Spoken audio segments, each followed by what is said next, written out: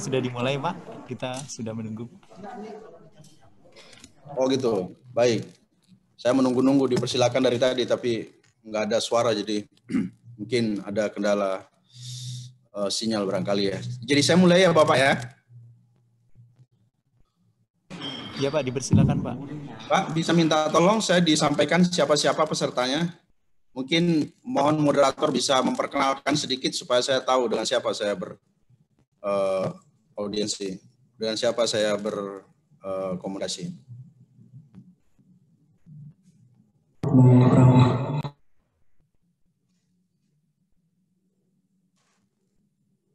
Kepada beliau ini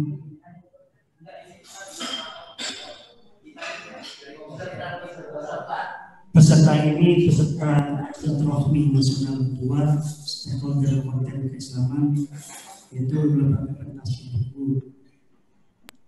Lembaga Prestasi Buku dan Konten Keislaman Indonesia, yang menghadirkan beberapa pegiat literasi MUI dari lembaga MUI, komisi, dan juga para stakeholder seperti para pendamping yang sudah. Saya nggak mendengar suaranya sama sekali. Jelas. Siap mendengarkan paparan yang disampaikan oleh Prof tentang moderasi beragama dalam keberagaman. Jadi ada kurang lebih 50 peserta yang hadir di tempat ini. Ini yang offline dengan yang online-nya tidak ada 100 untuk bisa hadir dengan tema yang disampaikan oleh Prof. Terima kasih Prof. Baik, Bismillahirrahmanirrahim. Assalamualaikum warahmatullahi wabarakatuh. Ada gangguan teknis, saya sama sekali tidak mendengar apa yang disampaikan oleh moderator tadi. Tapi saya asumsikan saja bahwa para peserta sudah siap dan mohon maaf atas ketidaknyamanan ini. Bapak Ibu yang berbahagia, yang saya hormati, pertama-tama puji dan syukur kehadirat Allah Subhanahu wa Ta'ala. Pada kesempatan ini kita bertemu, beraudiensi pada kesempatan ini meskipun secara virtual. Semoga pertemuan virtual ini tidak mengurangi makna substansi dari pertemuan kita ini. Bapak Ibu yang berbahagia, kalau kita bicara tentang moderasi beragama, kalau teman-teman di MUI sering menyebutnya atau lebih sering menggunakan kalimat atau kata-kata wasatiyatul Islam. Saya kira ini sebuah manhaj keberagamaan yang harus kita sama-sama harus utamakan dalam rangka untuk berkontribusi baik dalam kehidupan beragama maupun dalam kehidupan berbangsa, bernegara di Indonesia ini. Ada sebuah fakta, sebuah realitas yang sesungguhnya di Indonesia ini sangat menarik sekali, yang menurut saya patut kita syukuri, sekaligus patut kita banggakan, bahwa di suatu sisi Indonesia adalah negara bangsa yang sangat majemuk, yang sangat plural, yang sangat diverse, bahkan oleh sejumlah pengamat demografi global menyebut Indonesia sebagai mega diversity country atau negara yang memiliki tingkat diversity yang sangat luar biasa, kebinekaan yang sangat luar biasa dari sisi agama, budaya, tradisi, etnis, bahasa, dan lain-lain.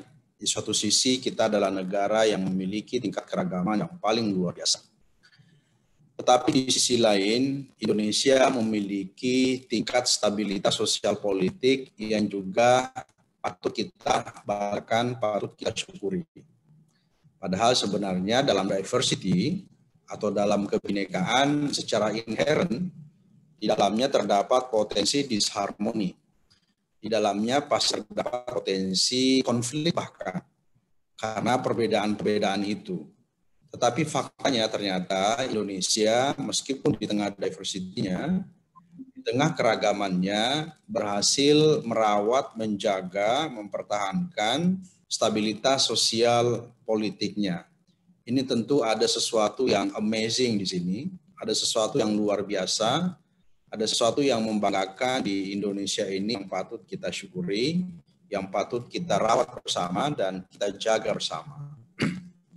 Pertanyaannya adalah mengapa Indonesia yang begitu diverse, ya, yang begitu plural, yang begitu memiliki tingkat kebinekaan yang sangat tinggi di satu sisi, tetapi tetap memiliki tingkat stabilitas sosial politik yang juga sangat bagus.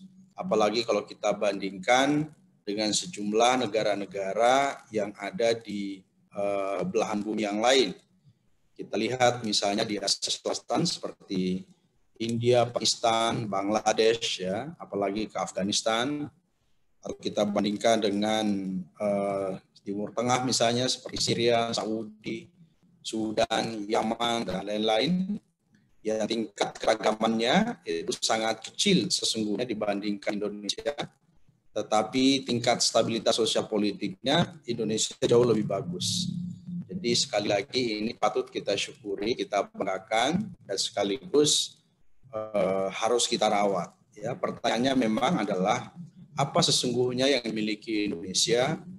Mengapa Indonesia bisa menjaga dan merawat itu di tengah diversity-nya? Ini pertanyaan besar yang sesungguhnya membuat sejumlah pengamat global terkagum-kagum, ya, terhadap realitas Indonesia seperti hari ini. Kalau boleh kita mencoba memberikan analisis, ya, atau kira-kira jawaban terhadap pertanyaan tersebut. Saya mencoba memberikan analisis dan saya yakin kita semua punya analisa yang bisa jadi berbeda atau bisa saling melengkapi. Yang saya sampaikan ini mungkin hanya salah satu atau tidak komprehensif, mungkin parsial saja, dan kita semua bisa memberikan masukan, tambahan, atau analisis yang lain. Yang pertama saya kira adalah sesuatu yang sangat fundamental sekali, yaitu konstitusi kita, ya, Negara Kesatuan Republik Indonesia, Pancasila dan Undang-Undang Dasar. Ini yang merupakan faktor utama stabilitas sosial politik di Indonesia bisa tetap terjaga di tengah keragaman kita. Jadi konstitusi kita telah berfungsi instrumental dan sangat fundamental dalam merawat keragaman, merawat kebinekaan ini. Dan tentu kita harus mempertahankan, kita harus menjaga, baik sebagai warga negara maupun sebagai umat beragama. Kalau boleh memberi sedikit perspektif bahwa dari perspektif agama sesungguhnya kita harus menjaga konstitusi negara kita, Negara Kesatuan Republik Indonesia. Banyak sekali argumen-argumen tekstual, ya, atau teks-teks keagamaan yang dapat kita rujuk, yang dapat kita jadikan sebagai referensi untuk mendukung atau untuk merawat konstitusi kita ini.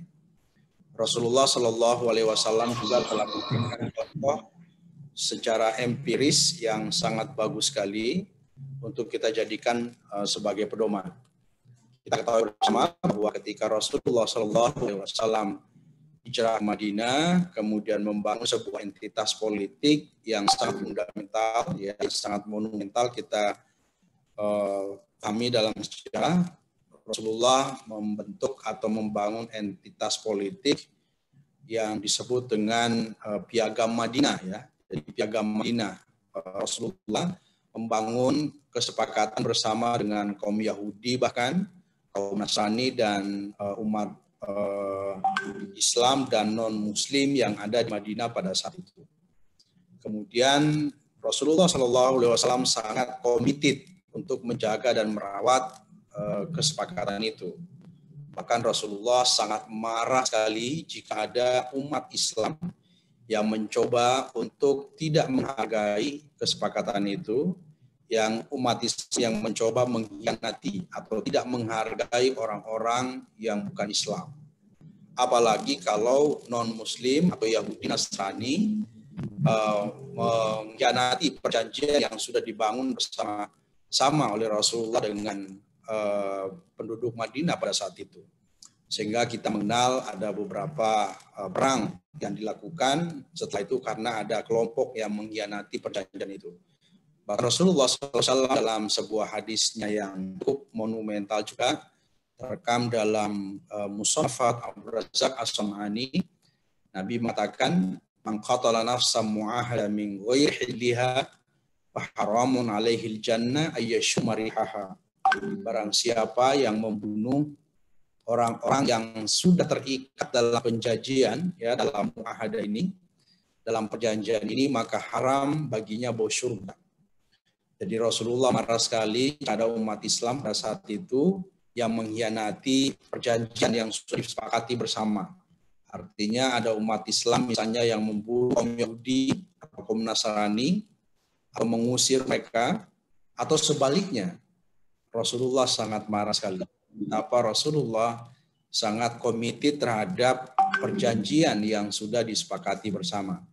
Dalam Al-Quran pun kita membaca bersama, Allah Subhanahu wa taala berfirman, "La yanhakumullahu 'anil ladzina lam yuqatilukum fid-din wa lam yukhrijukum min diyarikum an tabarruhum wa tuqsitu ilaihim innallaha yuhibbul muqsitin."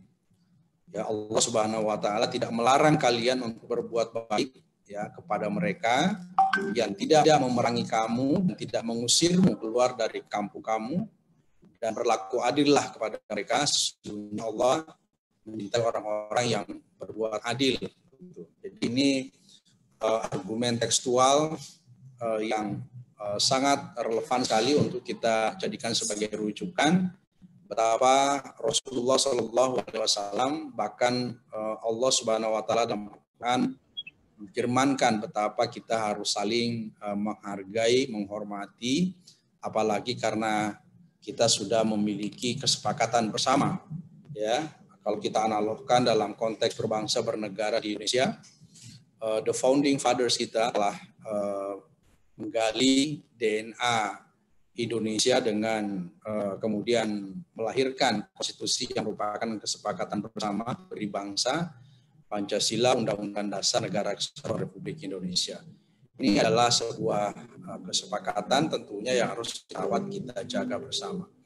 Jadi sekali lagi bahwa Konstitusi Negara Kesatuan Republik Indonesia telah berfungsi instrumental dan sangat fundamental menjadi perekat sosial politik kehidupan di Indonesia, sehingga keragaman budaya, bahasa, agama, kepercayaan ternyata bisa dirawat, bisa dijaga karena kita punya instrumen konstitusi yang sangat powerful sekali, yang sangat strategis dan mencakup sekali, memberikan perlindungan kepada semua umat beragama di Indonesia. Oleh karena itu, Bapak Ibu yang saya hormati, sekali lagi saya kira tokoh pendiri NU juga Hadratus Syekh Hasyim Asy'ari, ya, dalam statementnya yang sangat monumental juga kita sama-sama ketahui, hubbul watan minal iman, ya, mencintai negara kita, bangsa kita adalah bagian daripada iman.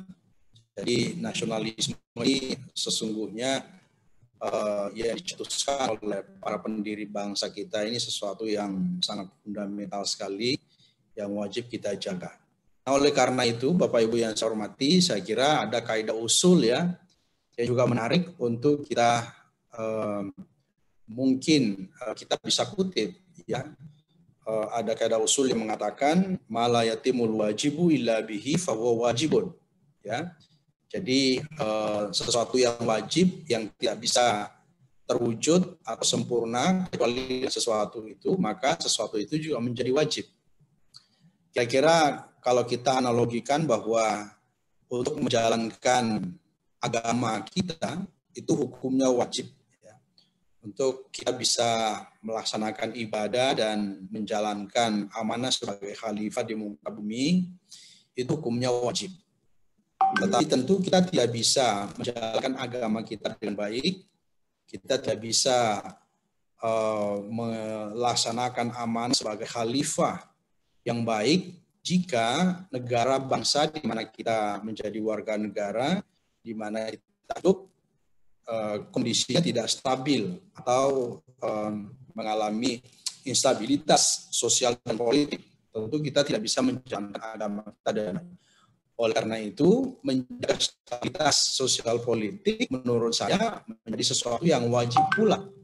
Ya, wajib punya bagi siapapun, bagi seluruh warga negara, apalagi umat beragama, untuk menjaga stabilitas sosial politik sebagai syarat atau prasyarat untuk bisa kita melaksanakan atau menjalankan agama kita dengan baik. Ya, jadi saya kira itu mungkin kalau boleh dianalogikan ya, mungkin Bapak Ibu sekalian sebagai ulama juga mungkin bisa mengambil contoh yang lain atau bisa lebih memberikan perspektif yang lebih luas lagi. Tetapi kalau menurut saya kaidah usul ini relevan untuk kita kutip, kita jadikan sebagai dasar untuk mencintai bangsa dan negara kita.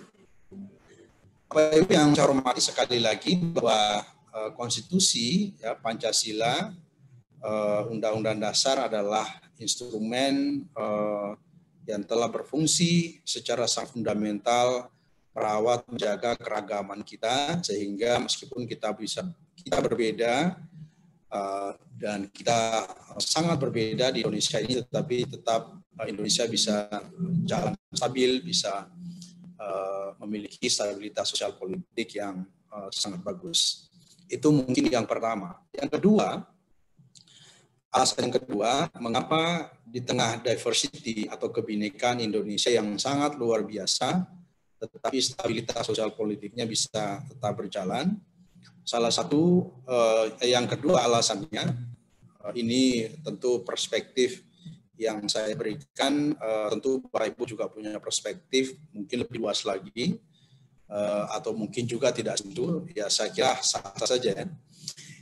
Yang kedua, karena umat Islam Indonesia ya, secara umum 99,9% umat Islam Indonesia itu moderat, berfaham Ahlussunnah wal Jamaah yang wasatiyah, ya, yang yang di backup oleh ormas-ormas Islam. Ya.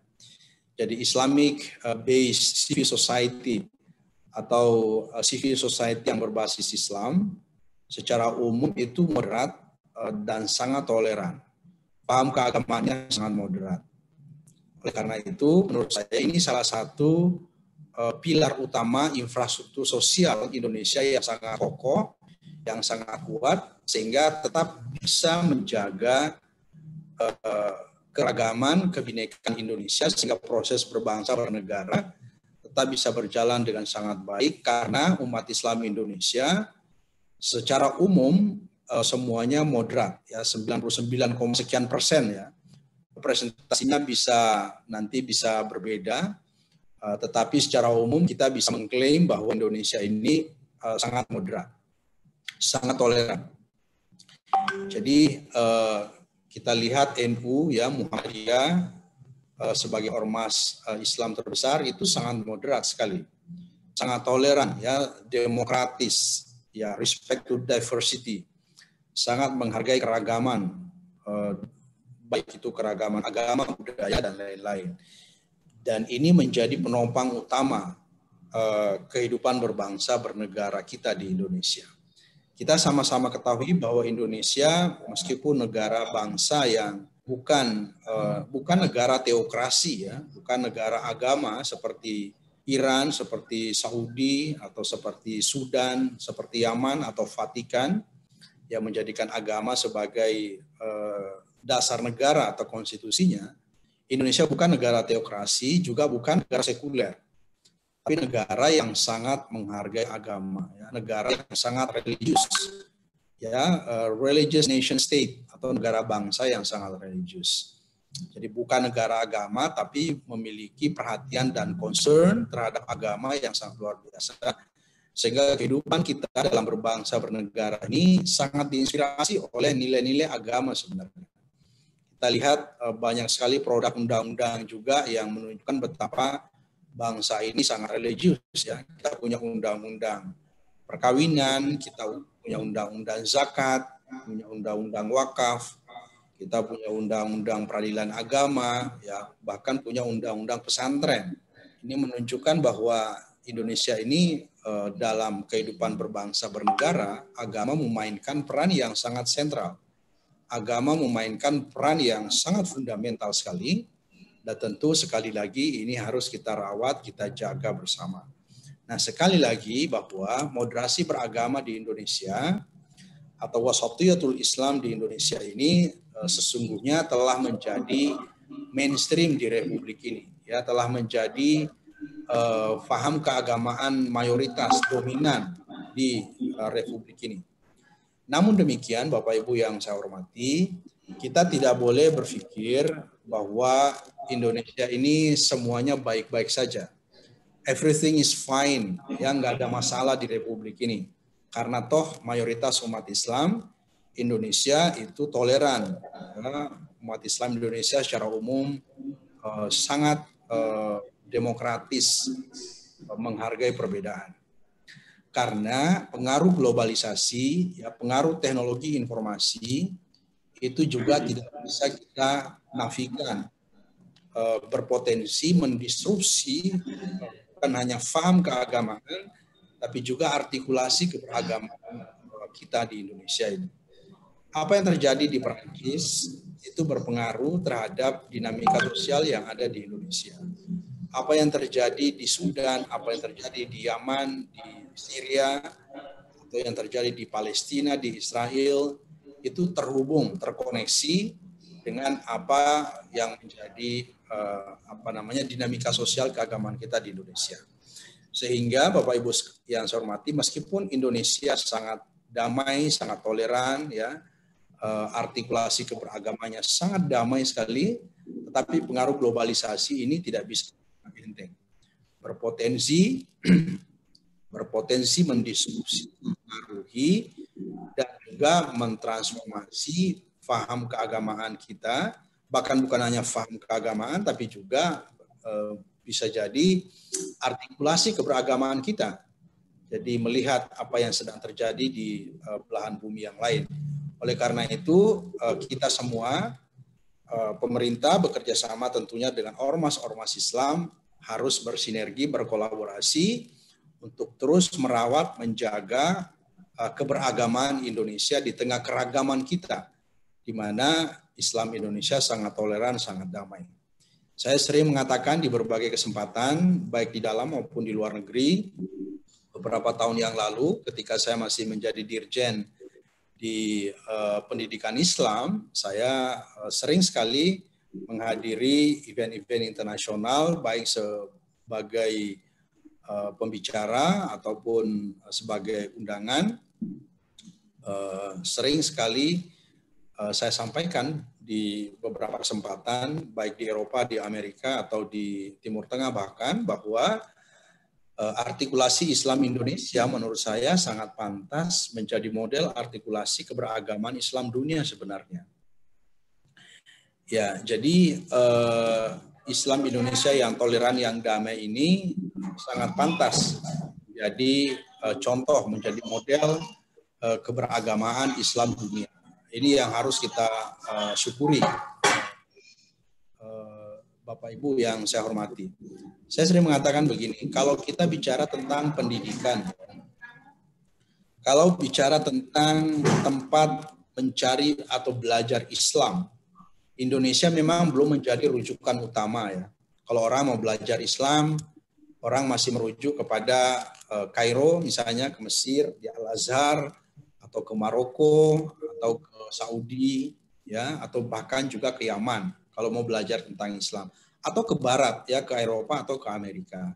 Indonesia belum menjadi pilihan utama, ya, meskipun juga sekarang sudah mulai banyak orang-orang asing belajar ke Indonesia. Tetapi secara umum kita belum dianggap sebagai rujukan utama untuk belajar Islam. Well, saya kira itu hal realitas yang harus kita akui bersama. Tetapi tentang bagaimana Islam diamalkan, bagaimana Islam diartikulasikan, bagaimana Islam diimplementasikan, justru menurut saya Indonesia ini adalah tempat yang sangat pantas untuk menjadi rujukan, ya, menjadi model. Ya, bagaimana hubungan agama dengan negara misalnya. Saya kira Indonesia contoh yang sangat bagus.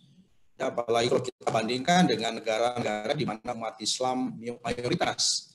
Bandingkan bagaimana hubungan agama dengan negara di Pakistan, hubungan agama dengan negara di India misalnya, atau bagaimana di Afghanistan. Belum lagi kita ke Timur Tengah seperti ya Saudi, Yaman, dan lain-lain. Saya kira Indonesia termasuk sangat layak sekali menjadi model itu. Kemudian refleksi keagamaan kita juga sangat ideal menurut saya, sangat bagus ya, sangat damai, sangat toleran, ya, sangat menghargai keragaman dan bisa hidup bersama di tengah keragaman itu. Saya kira ini sesuatu yang sangat luar biasa. Tantangan kita memang adalah karena kita belum berhasil mempromosikan ini di dunia luar, ya. Tentu ini tantangan kita. Saya kira hanya sebagian kecil dari kita sarjana atau scholar Indonesia yang secara konsisten misalnya juga mempromosikan Islam Indonesia di luar negeri. Kami juga dulu sering sekali ketika misalnya mendapat kesempatan untuk menghadiri event internasional sebagai pembicara atau sebagai peserta, selalu mempromosikan Islam Indonesia ini, ya, Islam yang damai, yang toleran. Karena sekali lagi realitas Indonesia yang begitu luar biasa diversity-nya, tapi ternyata itu bisa dirawat, bisa dijaga dengan baik. Bahwa ada peristiwa-peristiwa sporadik, ya, ada event-event atau peristiwa-peristiwa yang masih sering kita alami, sering kita lihat, sering kita dengar. Menurut saya itu tentu sesuatu yang tidak bisa dihindari dan tentu tidak mempengaruhi Indonesia sebagai negara yang sangat besar, tetapi tetap damai dan toleran. Ya, jadi saya kira misalnya isu tentang politik identitas, ya, tentang populisme misalnya di Indonesia, saya kira masih sering kita dengarkan. Tetapi jangankan di Indonesia, di negara yang sangat maju sekalipun, di negara yang diklaim sebagai negara yang sangat demokratis sekalipun, isu tentang populisme, tentang politik identitas juga sangat luar biasa kencangnya. Kita lihat misalnya di Belanda, ya, itu sangat luar biasa. Di sana ada tokohnya Geert Wilders, ya, yang sangat terkenal. Di Prancis ada Le Pen, ya, yang juga sangat luar biasa. Lawannya Macron, ya, Macron yang Presiden Prancis atau Perdana Menteri Prancis yang kemarin sangat terkenal, yang sangat spektakuler itu pernyataan-pernyataannya. Sebenarnya di Prancis ada yang lebih kanan lagi, ada yang lebih ekstrim lagi, yang lebih ekstrim kanan lagi atau sangat populis, yaitu Le Pen, ya. Kemudian di Jerman juga ada Kauke, ya, di Italia ada Platini, dan di negara-negara Skandinavia juga sama. Jadi isu tentang populisme atau politik identitas ini sebenarnya sesuatu yang ada di mana-mana.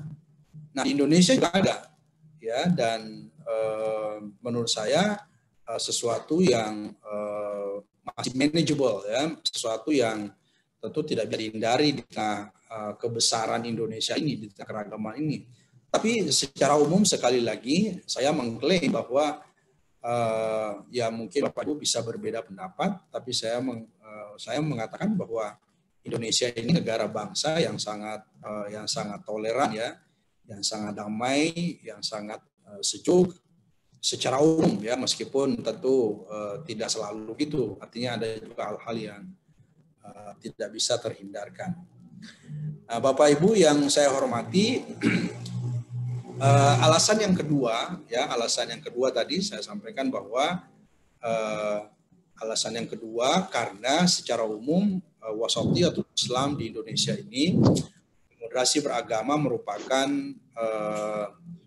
mayoritas dan sangat dominan di negeri kita ini. Dan ini tentu harus kita jaga, harus kita rawat bersama-sama.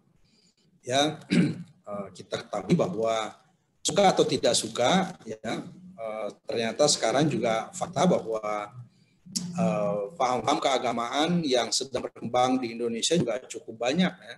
Bukan hanya yang moderat, tapi ada yang ekstrem kanan juga ada, ekstrem kiri juga ada, ya, kelompok-kelompok eksklusif, ekstrem kanan yang misalnya ultra konservatif itu juga sangat banyak di negeri kita ini. Kaum liberal juga banyak. Bahkan ada kaum Islamis yang ingin mendirikan negara Islam, itu juga ada di negeri kita ini. Yang radikal juga ada. Gitu. Nah, ada kontestasi yang sangat dinamis di mana kita sebagai kaum moderat harus berusaha terus-menerus untuk mengarusutamakan moderasi beragama ini. Jadi sekali lagi salah satu misi atau visi misi Kementerian Agama khususnya dalam hal ini pemerintah yaitu mengarusutamakan pemahaman agama yang moderat. Nah, pemahaman keagamaan moderat itu tentu di dalamnya ada kecintaan terhadap bangsa dan negara atau nasionalisme di situ. Kemudian kecintaan terhadap tradisi dan budaya, tidak ada kekerasan, ya, dan tentu tidak ada ekstremisme, radikalisme di situ. Jadi kita tidak memilih untuk menjadi orang yang sangat konservatif atau ultra konservatif, tapi juga tidak menjadi yang sangat liberal. Ya, jadi kira-kira kalau kita mau mendefinisikan, pendefinisiannya mungkin saja juga bisa berbeda. Apa itu konservatif, yang juga cukup banyak juga di negeri kita ini. Jadi mereka yang misalnya memahami agama secara sangat literal, memahami agama secara sangat harfiah, kemudian tanpa melakukan kontekstualisasi, ingin menerapkan persis apa yang diterapkan pada masa Nabi tanpa melakukan kontekstualisasi. Dan bahkan cenderung eksklusif, ya, isu-isu tentang modernitas tidak menarik atau bahkan mereka tidak setuju, ya, misalnya tentang hak asasi manusia, tentang gender dan lain-lain. Ya, tentu ini bisa dikategorikan sebagai kelompok konservatif yang di negeri juga ada, ya, dan tentu kita tidak memilih itu. Termasuk kelompok konservatif ini misalnya tidak setuju dengan budaya lokal, ya, karena ingin menerapkan persis apa yang diterapkan pada masa Nabi pada abad ke-7 Hijriah. Nah, sementara kita dalam mengartikulasikan keberagamaan kita, tentu samping merujuk kepada teks-teks keagamaan, juga harus merujuk kepada realitas, ya, ada fikul waqi, ya, ada fikul aulawiyat, ada fikul maqasid.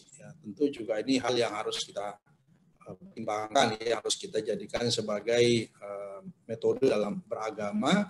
Dan saya kira di NU, di Muhammadiyah sangat kuat kajian seperti ini, yang tentu bukan hanya di NU Muhammadiyah tapi juga di ormas-ormas Islam yang lain.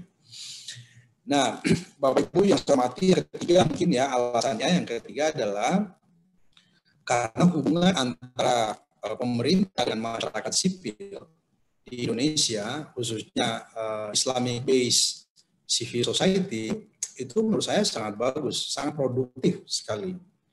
Ya, jadi antara pemerintah dengan NU, dengan Muhammadiyah, dengan Syarikat Islam, Matla'ul Anwar, Nahdlatul Watan, dan lain-lain, itu hubungannya dengan pemerintah sangat produktif, sangat bagus. Bahwa ada sering kritikan atau masukan, kritikan pedas sekalipun, menurut saya itu hal yang sangat biasa, normal, dan itu produktif, dan itu juga bermanfaat. Tetapi secara umum bahwa hubungan antara masyarakat sipil dengan pemerintah sangat bagus, ya. Dan ini menjadi faktor juga yang sangat menentukan dalam menjaga dan merawat keragaman sehingga stabilitas sosial politik di Indonesia tetap bisa terjaga dan terbangun. Bapak Ibu yang saya hormati, Mungkin itu saja yang saya bisa sampaikan pada kesempatan ini. Mohon maaf jika terlalu panjang, dan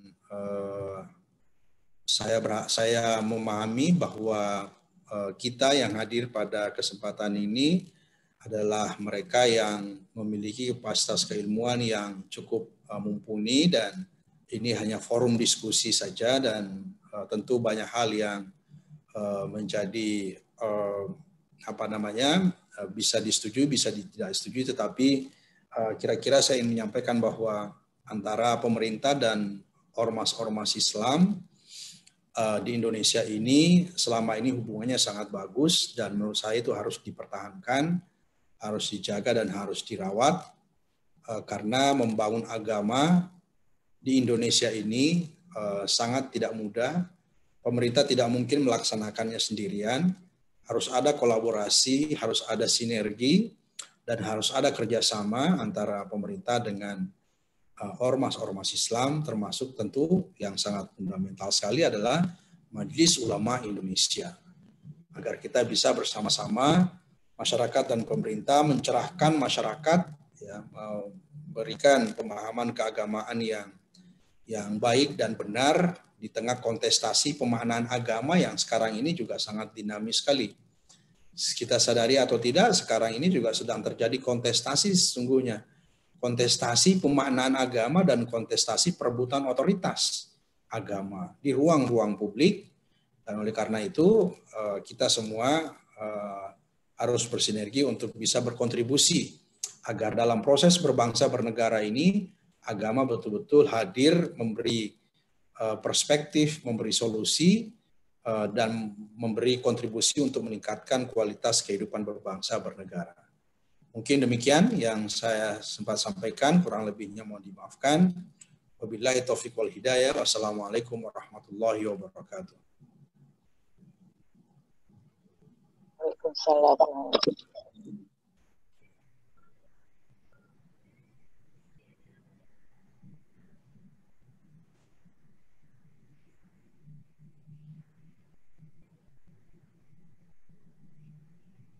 Suaranya tidak terdengar, Pak Atmo, mohon maaf.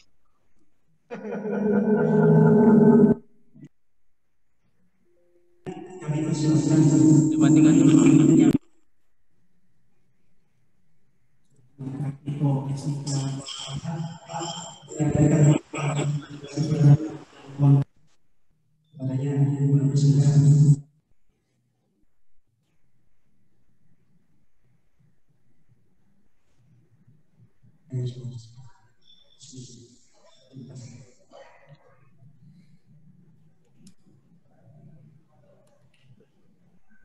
Udah lagi.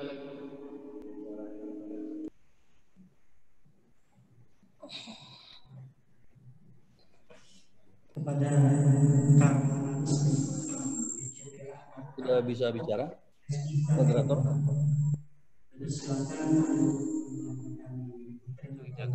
Saya nggak mendengar apa-apa ya. dalam konten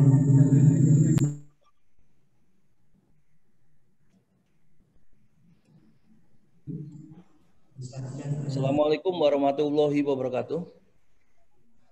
Yang terhormat Bapak Dirjen Bimas Islam, Bapak Komarudin Amin. Yang terhormat para peserta silaturahim dan serasihan nasional virtual. Izinkan saya mewakili Bapak Kabak Intelkam, Komisaris Jenderal Polisi Riko Amelza Daniel, untuk memberikan materi sesuai dengan undangan dari panitia terkait dengan arah baru konten sahih pada era industri 4.0 dengan topik moderasi beragama dalam konten keagamaan dan hukum. Saya izin untuk share screen.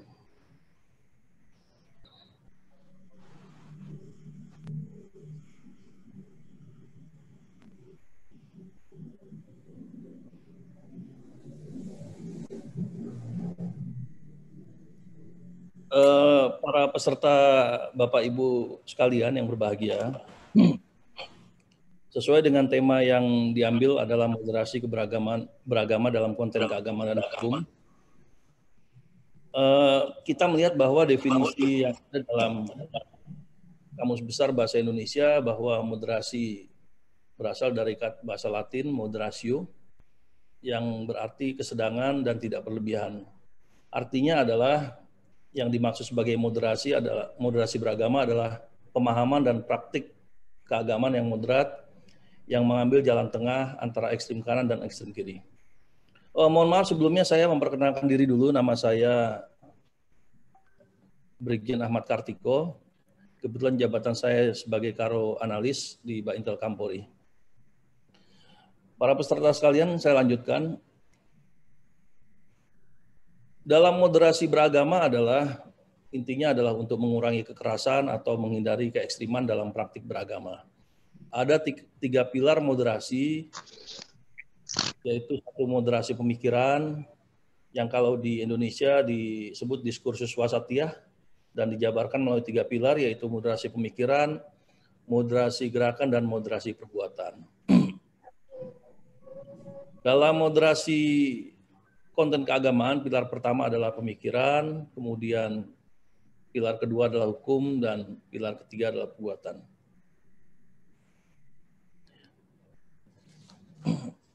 Terkait dengan pilar-pilar yang pertama, pemikiran keagamaan yang moderat antara lain ditandai dengan kemampuan untuk memadukan antara teks dan konteks, yaitu pemikiran keagamaan yang tidak semata-mata bertumpu pada teks-teks keagamaan yang memaksakan pendudukan realitas dan konteks baru pada teks, tetapi mampu mendialogkan keduanya secara dinamis.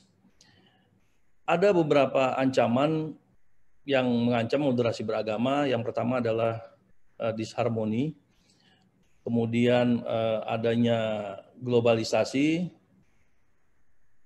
yang melahirkan fundamentalisme dan liberalisme.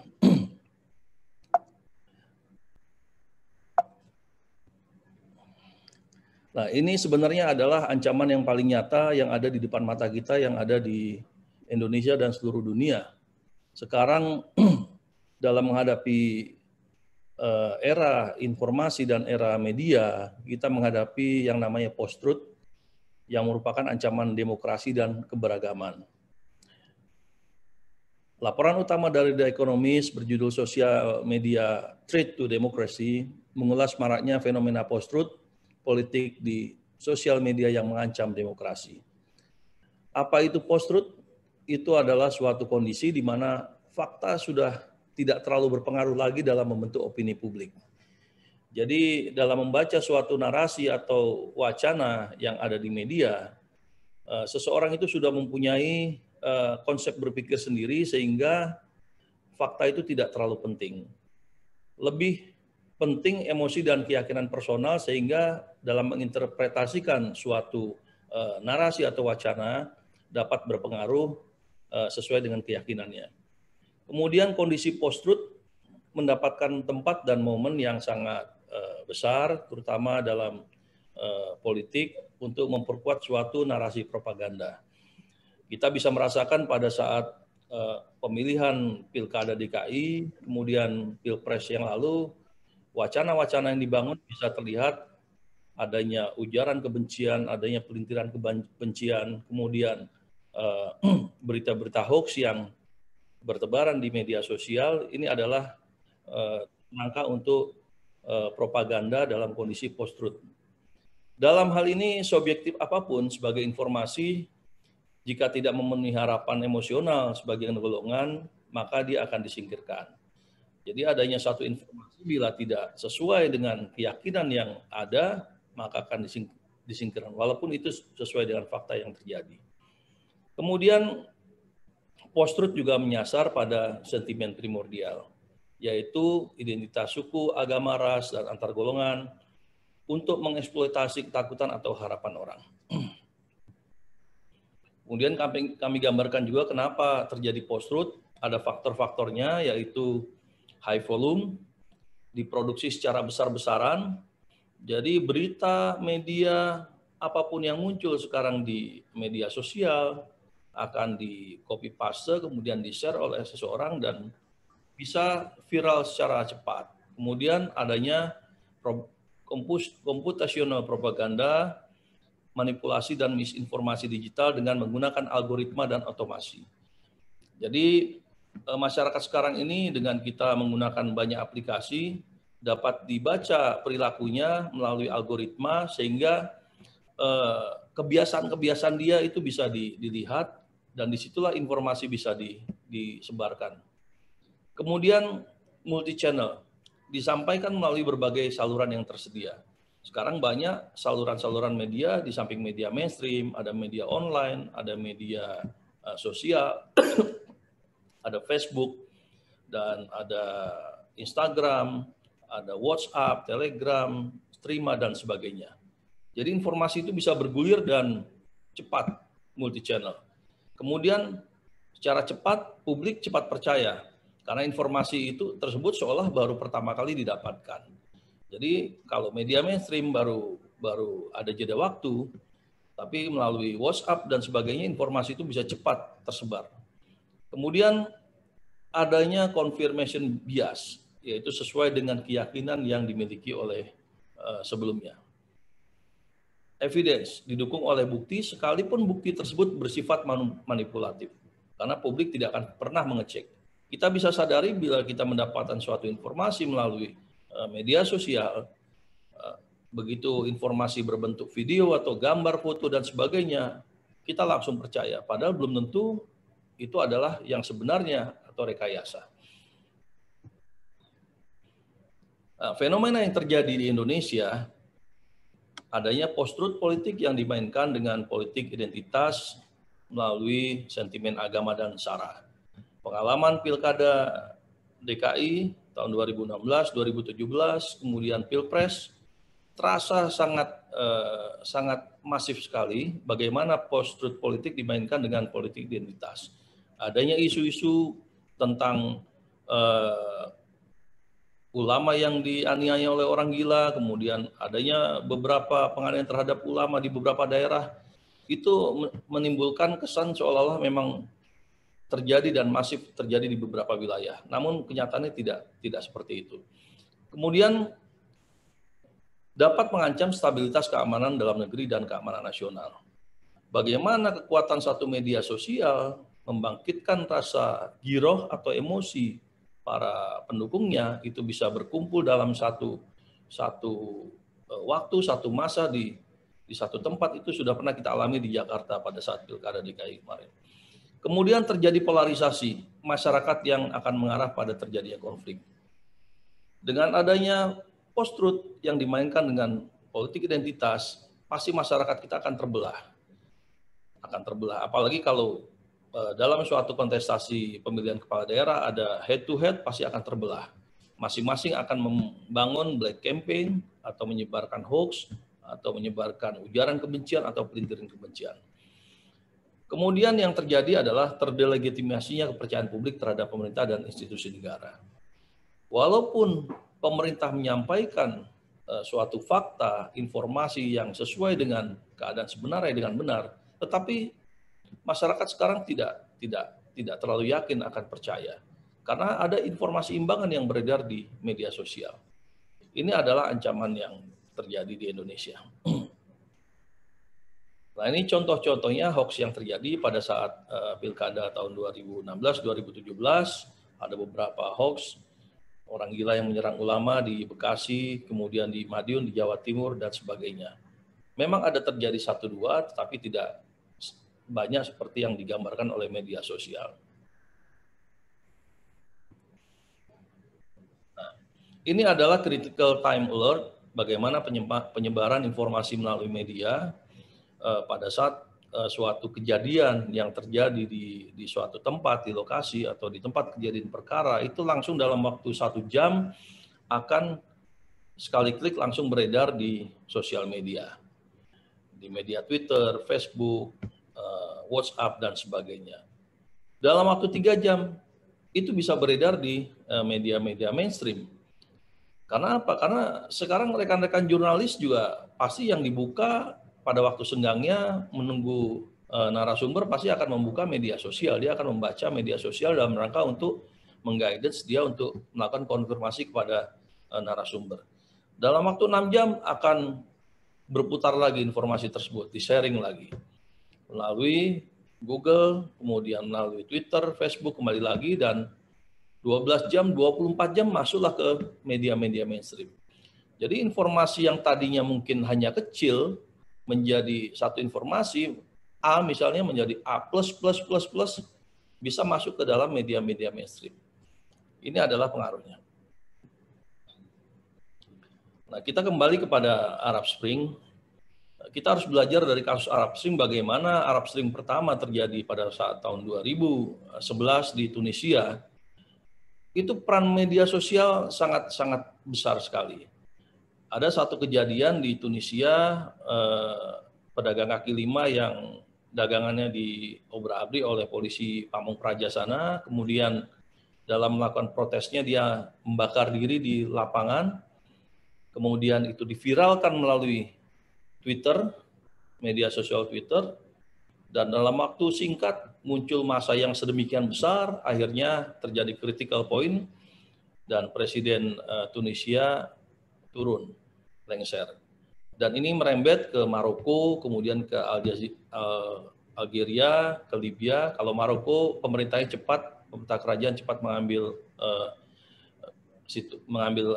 menangani situasi dengan membuat aturan-aturan baru yang lebih demokratis, kemudian merembet ke Libya yang sampai saat ini masih bergolak, ke Mesir presidennya tumbang, kemudian sampai ke Syria, Irak, Jordan, dan negara-negara Arab lainnya seperti Yaman.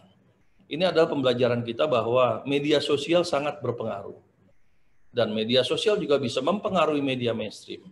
Seperti yang kami alami pada saat kami melakukan kunjungan ke Damaskus pada tahun 2018 akhir. Kami mendapat konfirmasi dari pemerintahan Suriah bahwa peran media mainstream juga sangat berpengaruh dalam melakukan provokasi yang terjadi di Suriah. Bagaimana memprovokasi rakyat supaya melawan pemerintahnya. Bahkan itu media-media mainstream yang disebut ya media-media mainstream yang terkenal. Ini adalah kemajemukan Indonesia yang harus kita jaga, kita rawat. Indonesia merupakan negara yang luar biasa, yang sangat majemuk, 660 etnis, ada 6 agama di dunia, aliran kepercayaan dan lainnya.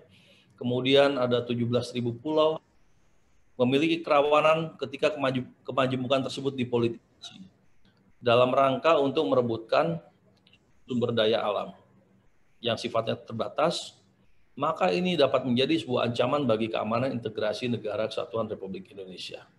Ini yang harus kita jaga. Kita hidup di Indonesia, ya kita harus jaga keberagaman yang ada di Indonesia ini. Tantangan internalnya adalah adanya ketimpangan, konflik, dan perpecahan.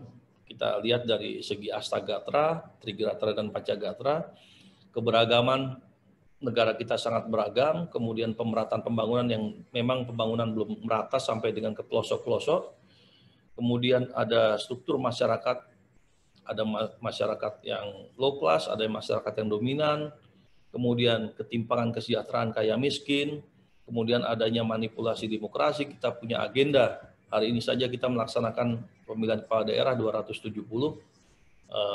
provinsi, gubernur, kabupaten kota, kemudian pemaknaan Pancasila dan ideologi. Ini harus kita jaga supaya tidak menjadi konflik dan perpecahan.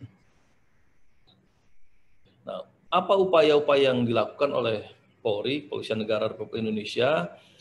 Kita melakukan kegiatan-kegiatan preemptif, yaitu preemptive strike. Kita melakukan patroli cyber terhadap informasi yang bertebaran di dunia maya.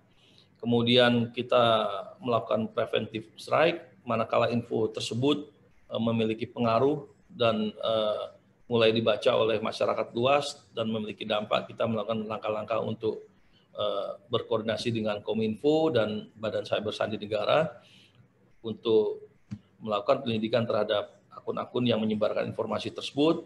Kemudian kita melakukan restoratif strike, manakala informasi yang beredar sudah berdampak pada tindakan-tindakan negatif.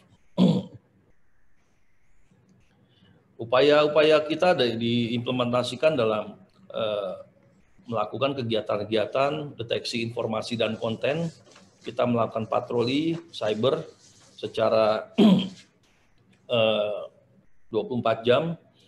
Jadi melihat konten-konten yang viral, yang meresahkan, isu-isu yang berpotensi untuk menimbulkan konflik dan kontingensi, terutama isu SARA, separatisme, kemudian isu-isu nasional di bidang ekonomi, politik, sosial budaya, dan keamanan.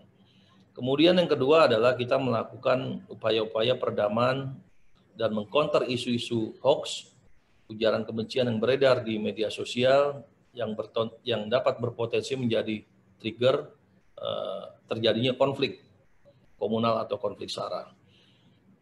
Kemudian kita melakukan kontra narasi untuk mengcounter setiap isu-isu yang akan mendukung separatisme, kemudian fanatisme, sektarian, radikalisme, dan terorisme.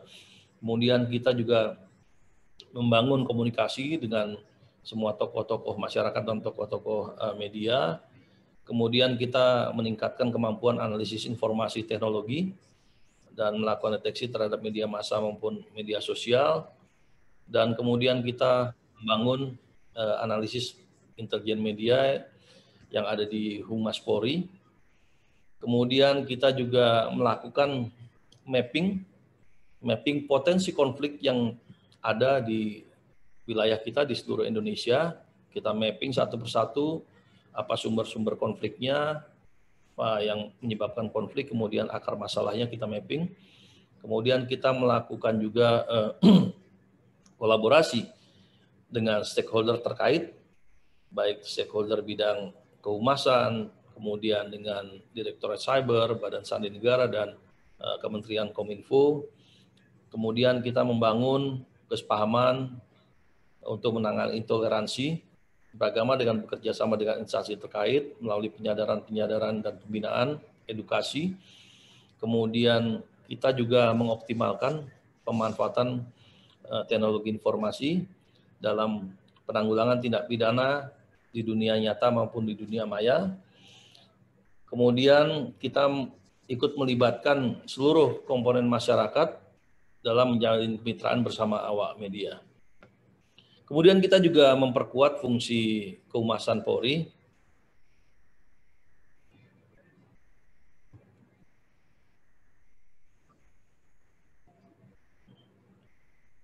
Memperkuat fungsi kehumasan Polri dalam rangka untuk membangun komunikasi publik untuk mencarikan berbagai permasalahan yang terjadi. Kemudian kita juga melakukan program deradikalisasi bekerja sama dengan BNPT. Ini ujung tombaknya adalah Detasmen Khusus 88 dan bersama dengan instansi terkait lainnya. Kemudian ada beberapa pelanggaran hukum yang menimbulkan ancaman pidana. Manakala itu sudah terjadi, kita melakukan kegiatan penindakan atau represif, yaitu kebanyakan pelanggarannya adalah masalah distribusi atau penyebaran transmisi yang dapat dilihat di Undang-Undang Nomor 11 tahun 2008 tentang informasi transaksi elektronik. Kemudian kalau yang terkait dengan penghinaan atau pencemaran nama baik bisa dilihat di pasal 27 ayat 3 Undang-Undang ITE. Kemudian terkait dengan pemerasan atau pengancaman bisa dilihat di pasal 27 ayat 4 Undang-Undang ITE. Penyebaran berita bohong yang menyesatkan dan merugikan konsumen dapat dilihat di pasal 28 ayat 1 Undang-Undang ITE. Kalau menimbulkan kebencian berdasarkan SARA ada di pasal 28. Bila mengirimkan informasi yang berisi ancaman kekerasan atau menakut-nakuti yang ditujukan pada pribadi bisa dilihat di pasal 29. Jadi landasan hukumnya adalah Undang-Undang Informasi Transaksi Elektronik. Ini juga lanjutan pasal-pasalnya. Bila mengganggu terhadap sistem elektronik, kemudian mengganggu terhadap informasi dokumen, ada akun-akun yang diretas, ini bisa melanggar pasal 32. Simpulannya adalah perlu adanya pemahaman dan kesadaran masyarakat dalam menghargai perbedaan kemajemukan dan kemauan untuk berinteraksi secara adil. Jadi dengan adanya moderasi ini diharapkan masyarakat paham dan kita semua sadar bahwa kita ini memang ditakdirkan untuk berbeda, majemuk, dan kita bisa berinteraksi secara baik. Kemudian Sikap-sikap moderasi berupa pengakuan keberadaan pihak lain, adanya sikap toleransi, penghormatan, dan perbedaan pendapat, dan tidak memaksakan kehendak. Kemudian perlu peran pemerintah bersama tokoh-tokoh agama, tokoh masyarakat, dan penyuluh agama untuk menumbuh kembangkan wawasan moderasi. Nah, rekomendasinya adalah dalam rangka untuk membangun wawasan multibudaya yang sangat penting bagi keharmonisan bangsa, kita memerlukan pendidikan, pelatihan, dan penyuluhan kepada masyarakat, dan kita apresiasi acara seperti ini, silaturahmi dan sarasehan bisa membangun sikap-sikap moderasi dalam kegiatan beragama. Kemudian melalui kegiatan sarasehan, pengajian, dan dialog kebangsaan, kita perkuat dialog antar agama, kemudian kita juga memberdayakan peran penyuluh agama sebagai penggerak moderasi beragama. Jadi itu dari kami, terima kasih atas kesempatan yang diberikan. Sesuai dengan waktu kita sudahi. Wassalamualaikum warahmatullahi wabarakatuh.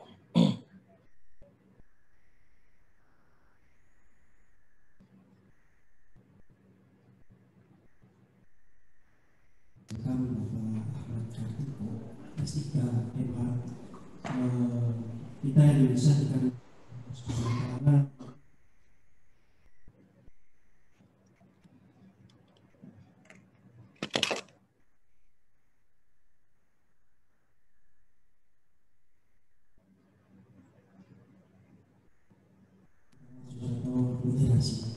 Oke, untuk menyingkat waktu kita buka pertanyaan, dibuka pertanyaan ini 3 pertanyaan.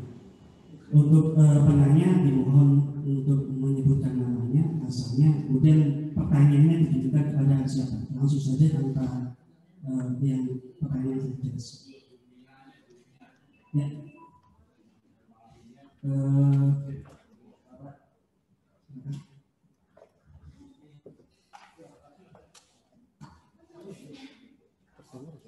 Tutup enggak?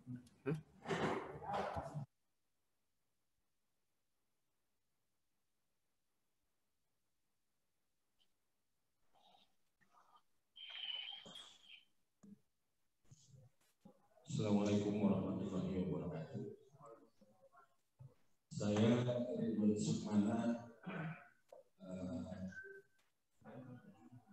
Kalau dalam periode kepengurusan DPP UI 2015-2020, saya pengurus DPP Komisi Hukum dan Ham.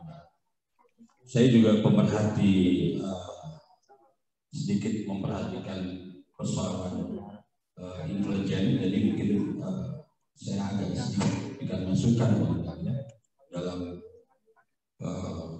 persoalan moderasi dan Indonesia di masa yang akan datang. Sebetulnya persoalan moderasi ini saya kira merupakan ciri dan watak keislaman Indonesia. Dan ketika persoalan geopolitik dan proxy war dalam skala global tidak menjadi persoalan, maka tidak terlalu kontekstual pilihan atau memang ciri dan watak keislaman keindonesiaan yang moderasi. Tapi ketika persoalan geopolitik dan proxy war ini menjadi persoalan dalam skala global, akhirnya ciri keislaman yang moderasi, wasatiyah dan keindonesiaan ini akhirnya menjadi pilihan, menjadi strategi dan menjadi solusi buat keislaman di skala global. Saya coba agak kita juga harus berhati-hati ketika kalau kemarin mungkin dalam rezim kalau kita melihat geopolitik Amerika ketika masa kepemimpinan Donald Trump, radikalisasi tidak menjadi mainstream politik luar negeri Amerika, maka isu radikalisasi itu agak tidak terlalu menarik. Maka yang muncul adalah isu PKI dan lain sebagainya. Oke, Pak. Kira-kira langsung aja. Baik, ini terkait dengan persoalan keislaman moderasi kita. Jadi ketika kita tahu bahwa Arab Spring itu terjadi di masa rezim Partai Demokrat. Ketika saat ini Joe Biden terpilih dari Partai Demokrat, maka kita juga strategi geopolitik di mana proxy war menggunakan isu agama yang contoh sukses Partai Demokrat Arab Spring itu menjadi masalah. Akhirnya akan menjadi tantangan buat Indonesia dalam isu keislaman, itu menjadi persoalan. Intinya radikalisasi itu akan menjadi sebuah masalah lagi ketika Partai Demokrat ini berkuasa. Menurut saya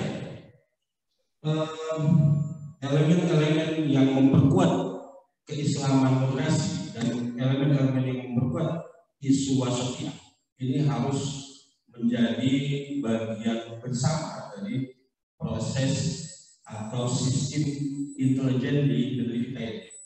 Maka LPBKI sangat penting sekali dan sangat strategis ketika harus melintasi konten-konten di medsos, di era digital dan lain sebagainya. Maka ke depan saya kira LPBKI ini harus semakin diperkuat. Oke, terima kasih. Baik dalam hal pembiayaan, strategi, sistem dan lain sebagainya. Saya kira mungkin itu masukan saya. Mudah-mudahan LPBKI ke depan bisa semakin kuat dan semakin bisa berperan bagian dari sistem pertahanan dan keamanan negara kita di Indonesia. Terima kasih. Assalamualaikum. Selanjutnya dari sebelah kiri, Bapak Sabuni.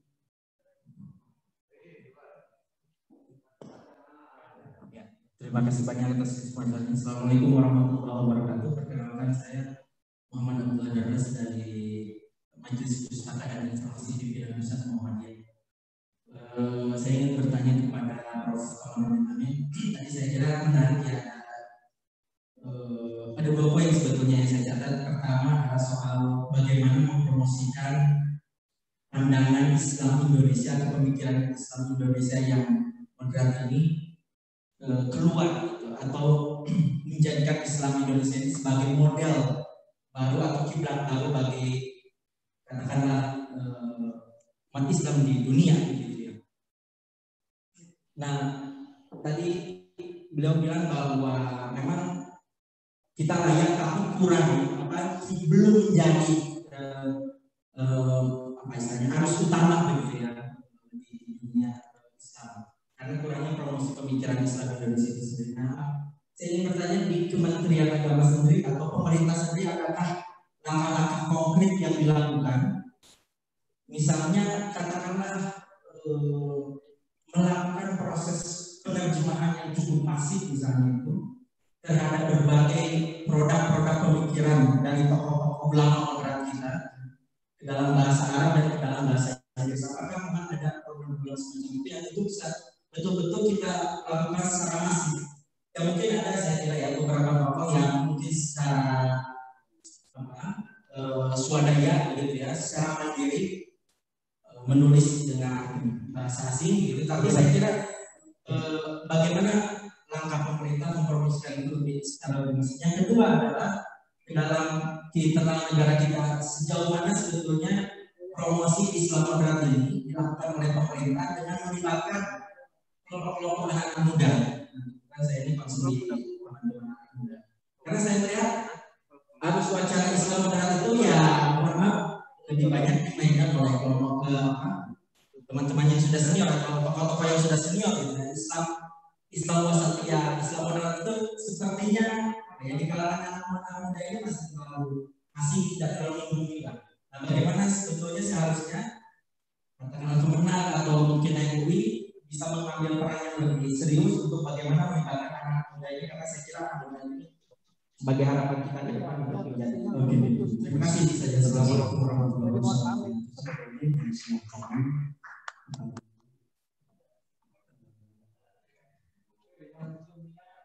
Yang sebelah kanan tadi ada yang menanya.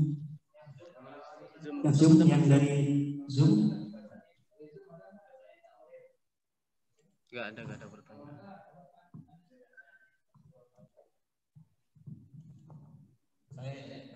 Silakan. Terima kasih. Assalamualaikum warahmatullahi wabarakatuh. Waalaikumsalam. Yang kami hormati Profesor Dr. Haji Muhammad Amin, Dirjen Mahasiswa Kemenag, dan dari Bapak Kartiko dari Perwakilan Bintang. Ya, terima kasih atas pemaparannya yang sangat informatif dan konstruktif. Kami hanya ingin fokus pada satu hal, bahwa kita ini adalah sedang silaturahmi nasional stakeholder konten keislaman. Jadi ada penulis, ada penerbit, di MUI sendiri ini terwakili dalam sebuah lembaga namanya Lembaga Komunikasi Buku dan Konten Keislaman. Nah, tadi sudah ada peran beberapa lapisan masyarakat untuk mengutamakan moderasi beragama, baik dalam konteks pemikiran keagamaan dan konteks hukum. Nah, ini kami minta pemikiran atau minta strategi dari Pak Profesor Kamaludin dan Pak dari Polri tadi, peran strategi seperti apa yang bisa dimaksimalkan dari para stakeholder konten keislaman, yaitu para penulis, kemudian penerbit, kemudian penerjemah, kemudian para produsen atau produsen konten keislaman, baik yang cetak ataupun yang digital. Karena saat ini memang tadi sudah disebutkan oleh MUI bahwa perkembangan teknologi informasi begitu cepat, sehingga dunia perbukuan yang dulu sangat cemaran sekarang kan terus ke arah yang digitalisasi, sehingga terjadi apa yang disebut dengan disrupsi. Disrupsi itu runtuhnya sistem peradaban lama karena tidak siap dengan datangnya sebuah sistem peradaban yang baru. Disrupsi ini pun juga terjadi dalam menurut saya terjadi juga dalam figur pemimpin Islam atau tokoh agama lainnya. Jadi sekarang ini orang lebih gampang menerima informasi secara private dari media sosial dibandingkan dari figur-figur ataupun sumber-sumber yang lain. Nah, ini kira-kira peran kami menurut Bapak sekalian yang strategis dan aktual saat ini seperti apa masukannya untuk kita ajukan ataupun isi-isi program-program kegiatan mahasiswa Indonesia ke depan. Terima kasih. Assalamualaikum warahmatullahi wabarakatuh. Waalaikumsalam warahmatullahi wabarakatuh.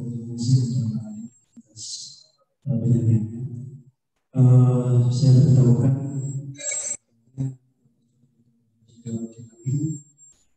tidak bisa masuk ke meja pamit karena ada kendala teknis sehingga siang. Ke tengah. Oleh karena itu untuk selanjutnya pertanyaan dijawab oleh Bapak Kartiko. Ada 3 pertanyaan tadi. Yang pertama sebenarnya pertanyaan pertama adalah masukan khususnya untuk MUI LPKI tentang peran-peran yang disebut lagi, dan yang pertanyaan yang kedua itu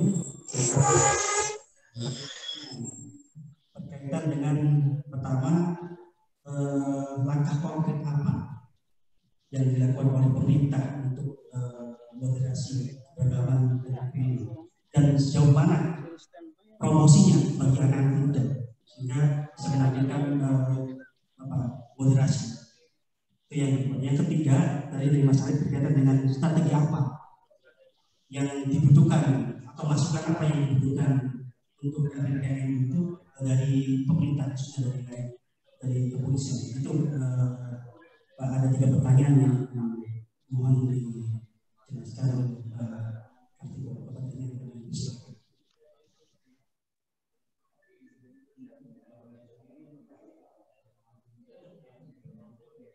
Ini pertanyaan ke saya, Pak ya?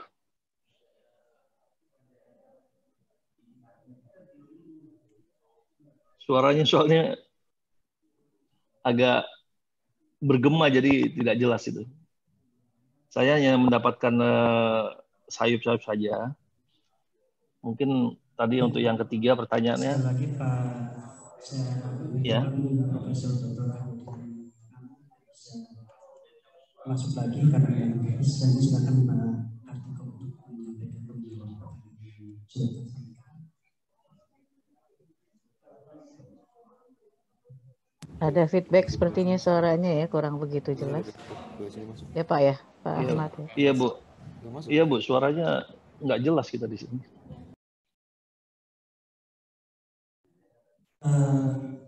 Langkah konkret apa yang harus dilakukan oleh pemerintah?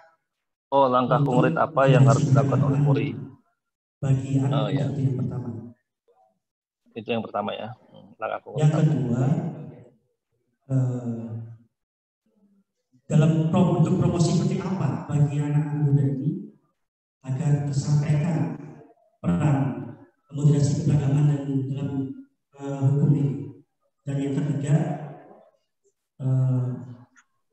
strategi apa masukan bagi kami dari LPBKMU ini untuk bisa meningkatkan moderasi keberagaman yang lebih lagi. Itu 3 pertanyaan itu yang bisa disampaikan oleh penanya. Terima kasih Pak Moderator. Jadi saya akan mencoba menjawab dari yang pertanyaan nomor 3 terkait dengan strategi apa yang bisa menjadikan masukan. Kalau dari kami dari segi Polri dalam rangka untuk melakukan pencegahan sebenarnya itu harus ada hukum yang benar-benar bisa menyentuh kepada produk-produk yang sesuai dengan situasi yang ada di era digital ini. Kalau kita lihat undang-undang IT itu sudah 12 tahun yang lalu, Undang-Undang Nomor 11 tahun 2008. Itu awalnya juga sebenarnya Undang-Undang Informasi Transaksi Elektronik. Itu khusus untuk menangani masalah transaksi perbankan terkait dengan elektronik, tetapi akhirnya bisa menjerat kepada pelaku-pelaku ujaran kebencian, kemudian pelaku-pelaku fitnah yang membangun narasi negatif melalui elektronik, termasuk melalui media. Jadi kalau menurut saya, kalau strategi yang harus dibangun sekarang ini adalah bagaimana kita membangun hukum baru atau undang-undang baru, sehingga undang-undang tersebut bisa memberikan perlindungan terhadap seluruh warga masyarakat Indonesia. Karena penegakan hukum itu bisa berjalan dengan baik kalau memang ada hukumnya itu sendiri, kemudian ada dukungan dari masyarakat, kemudian sesuai dengan kondisi sosial budaya yang sekarang ini. Dalam era disrupsi sekarang ini memang informasi itu sangat cepat melalui media, sehingga harus ada yang memprotek bagaimana kalau informasi itu salah. Orang sekarang ini sangat mudah untuk menerima informasi, kemudian men-share kembali tanpa merasa ada rasa tanggung jawab. Karena mungkin merasa, oh, saya tidak akan tersentuh oleh hukum. Jadi sebaiknya kalau saran kami adalah dalam era disrupsi dan era media ini sekarang kita harus bisa membangun sistem hukum yang baik, terutama perundang-undangannya untuk melindungi produk-produk yang ada kaitannya dengan beragama ini. Kemudian yang kedua,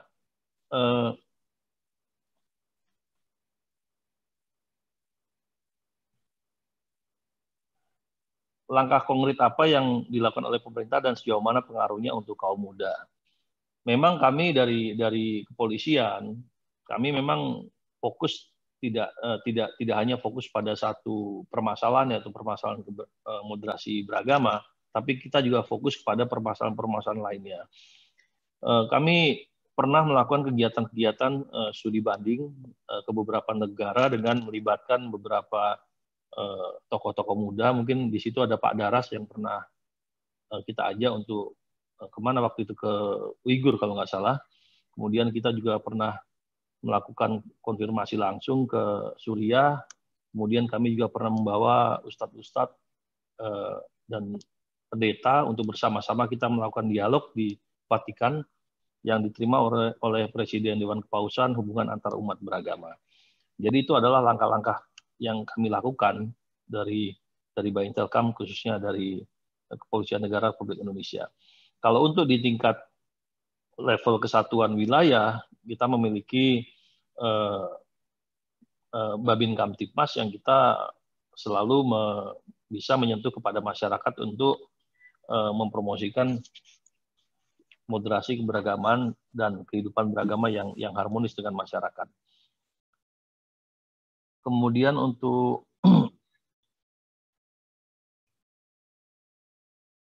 pertanyaan berikutnya, saya rasa cukup ya untuk strategi tadi, masukannya supaya ada usulan untuk pembangunan hukum perundang-undangan.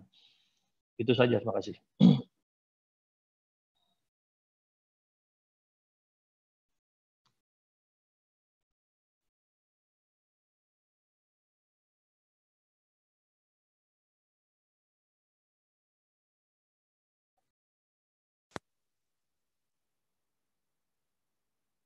Selanjutnya saya memberikan kepada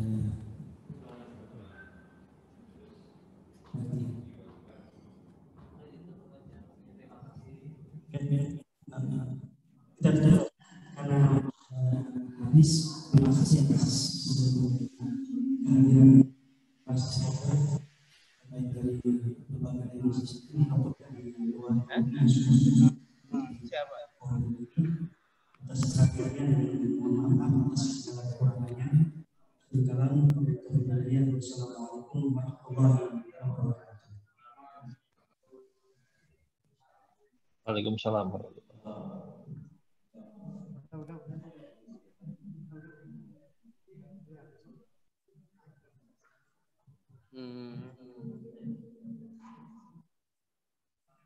Terima kasih kami aturkan. Alhamdulillah kita sudah selesai pada sesi di hari ini. Untuk besok pagi mulai pukul 6 hingga pukul 8 itu ada senam bersama dan breakfast. Jadi diundang untuk berkumpul